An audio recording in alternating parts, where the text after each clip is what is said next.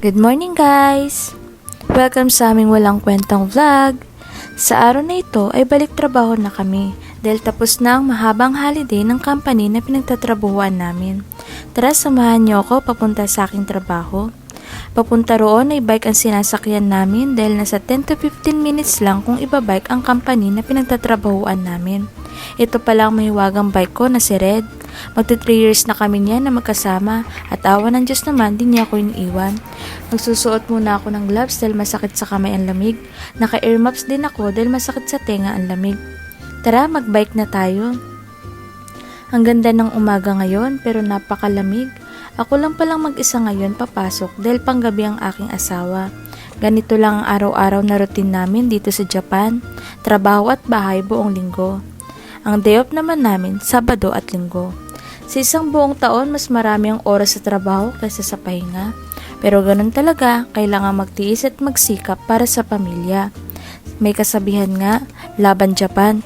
Kaya pag may mahabang holiday sa company, sinusulit talaga naming mamasyal para makapag-unwind din minsan. Ang sarap magbike papunta sa trabaho dahil ang aliwalas ng paligid at napakalamig. Pero ang hirap din pag winter, ang hirap gumising sa umaga dahil sa sobrang lamig ay para kang hinihila ng higaan para matulog ulit. Nasa may traffic lights na pala tayo. Dito sa Japan, napakamadisiplina talaga nila sa mga traffic rules. Pag naka-red ang traffic lights, kailangan mo talagang huminto. Kailangan mong sumunod sa kanilang mga rules. At syempre, bilang dayuhan tayo dito, kailangan nating sumunod.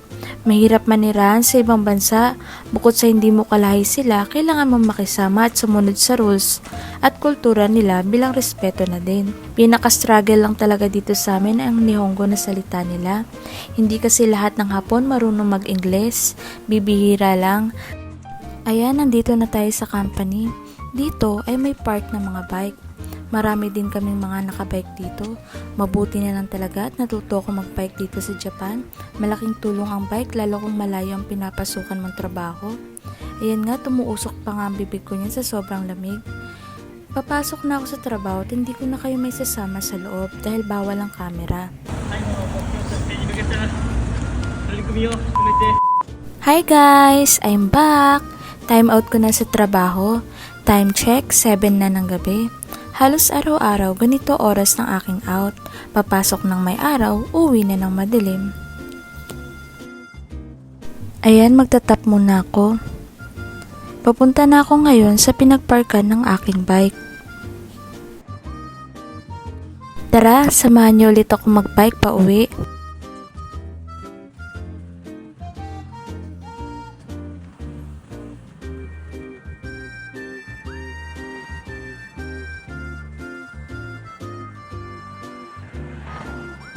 Madaling-madali na akong uuwi niyan dahil gutom na ako. Sa oras din kasi na ito ay nagbabike na ang aking asawa papasok sa trabaho. Kaya tsinetsyempohan ko at mamaya ay makakasulubong ko siya sa daan.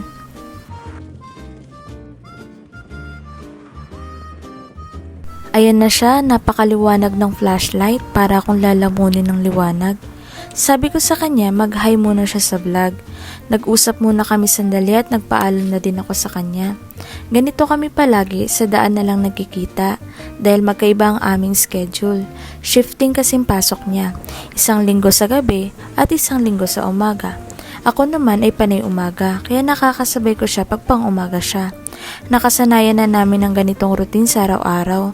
Dito kasi mga Hapon napaka-workaholic kaya parang na-adapt na din namin. O baka dahil kailangan lang talaga namin kumayod para sa future. Lalo ngayon napakababa na ng palitan ng yen. Ayan, malapit na ako sa bahay. Pagkatapos kong ipark ang bike ay umakyat na ako dahil nasa second floor ang apartment namin. Hanggang dito na lang muna guys at gutom na ako. Salamat sa pagsama sa akin ngayong araw. Thank you!